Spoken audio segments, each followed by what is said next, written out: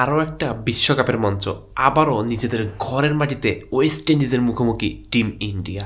এবার ভারতীয় দর্শকদের মনে করিয়ে দিতে চাই সেই 2016 সালের সেমিফাইনালের কথা। মুম্বাইয়ের সেই স্টেডিয়ামে হাজার হাজার দর্শককে চুপ করিয়ে দিয়েছিল টিম ওয়েস্ট ইন্ডিজ। যথারীতি শুরু থেকেই ওয়েস্ট ইন্ডিজের বলারদের উপর ছুরি ঘোরাতে থাকে রোহিত শর্মা।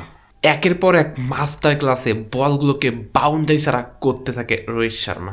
7 ওভার 1 বলে যখন দলীয় রান 62, তখন মাদ্রির বলে কাটা পড়ে রোহিত শর্মা। 15 ওভার 2 বলে যখন স্কোরবোর্ডে 128 রান, ঠিক এই মুহূর্তে ফিরে গেলেন আজিঙ্কা রাহানে। রাসেলের বলে বাউন্ডারি লাইনে ব্রাভোর হাতে ধরা পড়েন তিনি।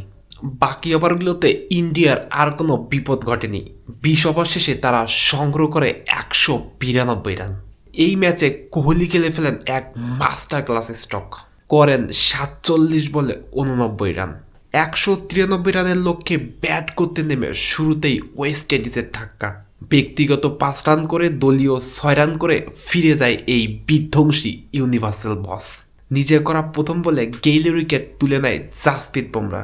এবার তৃতীয় ওভারের মাথায় দলীয় 19 রানে ফিরে যায় মার্লন স্যামুয়েলস। ওয়েস্ট ইন্ডিজ ঠিক তখন খাদের কিনারায় দাঁড়িয়ে। 3 ওভার শেষে মাত্র 19 রানে ওয়েস্ট ইন্ডিজ হারায় গেইল এবং স্যামুয়েলসের মতো পরীক্ষিত ব্যাটসম্যানদের। ঠিক এরপরে চার্লস আর স্যামুয়েলস মিলে গড়ে এক বিধ্বংসী পার্টনারশিপ। একের পর এক নান্দনিক শটে বলগুলোকে বাউন্ডারি ছাড়া করতে থাকেন। এক একটা বল যখন গ্যালারিতে আছড়ে পড়তে থাকে, ঠিক সেই সময় যেন পুরো নিস্তব্ধ ভারতীয় গ্যালারি। আর নিস্তব্ধ হবেই বা না কেন, চোখের সামনে কোনো দর্শক কি তাদের বলারদের উপর এই অত্যাচার সহ্য করতে পারে? 7 ওভারে খেলা যখন চলমান, ঠিক এমন একটা পর্যায়ে ঘটে আকস্মিক এক ঘটনা। 14 রানে ব্যাট করতে থাকা সিমন জীবন ফিরে পায় আশ্বিনের করা একটি নো বলে। সিমন্স কাট শট খেলতে চেয়েছিল, ব্যাটে বলে হয়নি, বল ডিরেক্ট বুমরার হাতে গিয়ে পড়ে। বুমরা অসাধারণ একটি ক্যাচ লুফে নেয়, কিন্তু ক্রিকেট বিধাতা যেন অন্য গল্প লিখেছিল। এদিকে বলার আশ্বিনের পা লাইনের বাইরে, আম্পায়ার সরাসরি নো বল কল করেন। এই যাত্রায় বেঁচে যায় সিমন্স। 12 বলে 18 রানে ব্যাট করতে থাকা বিধ্বংসী সিমন্স জীবন ফিরে পায় আশ্বিনের করা একটি নো বলে। ওয়েস্ট ইন্ডিজের জয়ের জন্য দরকার 42 বলে 77 রান। এমন একটা সময়ে 50 তুলে নেয় 18 রানে জীবন পাওয়া সিমন্স। 14তম ওভারে বল হাতে তুলে নেয় বিরাট কোহলি। বল করতে এসেই তার দারুণ চমক। ফুল লেন্থে থাকা বলটা সোজা ব্যাটে খেলতে গিয়ে ফিল্ডারের হাতে ধরা খান জনসন চার্লস। ওয়েস্ট ইন্ডিজের 3য় উইকেটের পতন। এই ম্যাচে ওয়েস্ট ইন্ডিজ কতটা ভাগ্য নিয়ে খেলতে নেমেছিল 15তম ওভারের শেষ বল তার আরও একটা উদাহরণ। হার্দিক পান্ডিয়ার বলে ক্যাচ তুলে দিয়ে আবারও জীবন ফিরে পায় সিমন্স। সিমন্সের ক্যাচ ধরে যখন ভারতীয়রা উদযাপনে ব্যস্ত, এমন একটা সময়ে আবারও আপত্তি জানায় থার্ড আম্পায়ার, যেখানে স্পষ্টভাবেই দেখা যায় হার্দিক পান্ডিয়ার পা অনেকটা বেরিয়ে গিয়েছিল। তখনও কে বা জানতো ভারতের করার একটার পর একটা নো বল ওয়েস্ট ইন্ডিজের মুখে হাসি ফোটাবে।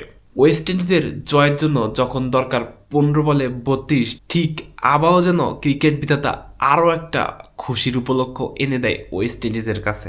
না, এবার আর নো বল না, বুমরার করা ওই বলটা সিমন্স সপাটে হাঁকিয়েছিল। বল ছিল উপরে, নিচে 2 জন ফিল্ডার। জাদেজা যখন প্রথমবার বল তালুবন্দি করে, ঠিক তার পা বাউন্ডারি ছুঁয়ে যায়। ধরা ক্যাচ রূপান্তরিত হয় 6। এবার রান দরকার 6 বলে 8, বোলিংয়ে বিরাট কোহলি। পরের বল রাসেল স্লোটে পেয়েছিল, ব্যাটে বলে হয়েছে বল সরাসরি মাঠের বাইরে 2 ফিল্ডারের মাঝখান দিয়ে। রান দরকার 3 বলে 3। ঠিক এই পর্যায়ে ক্যামেরা বন্দী হয় ওয়েস্ট ইন্ডিজ ক্রিকেটের রিয়াকশন। সামি চিল্লাতে থাকে গো গো গো বলে। 3 বলে রান দরকার 3। এমন একটা সময়ে বিরাট কোহলির ফুল টাচ বল, ভুল করেনি আন্ডে রাসেল, বল আছড়ে পড়ে গ্যালারিতে। মুহূর্তেই পুরা ইন্ডিয়া যেন নিস্তব্ধ। আজও সেই ভারত আর ওয়েস্ট ইন্ডিজের খেলা, সেই ভারতের মাটিতেই ফিরবে কি তবে 2016 সালের স্মৃতি? হ্যাঁ, যদিও সেই 16 সালের ম্যাচ ছিল সেমিফাইনাল, কিন্তু আজকের ম্যাচ যেন অঘোষিত কোয়ার্টার ফাইনাল। যে দল জিতবে সে দলই পাবে সেমির টিকিট। ওয়েস্ট ইন্ডিজ দলের জন্য শুভকামনা থাকবে। মন থেকে চাইবো এই দলটা যেন ভারতের চোখের পানি নাকের পানি এক করে ছাড়ে। এক একটা ছয় গ্যালারিতে আছড়ে পড়বে আর ভারতীয় ক্রিকেট সমর্থক নিস্তব্ধ হয়ে যাবে। দেখা হবে ম্যাচ শেষে।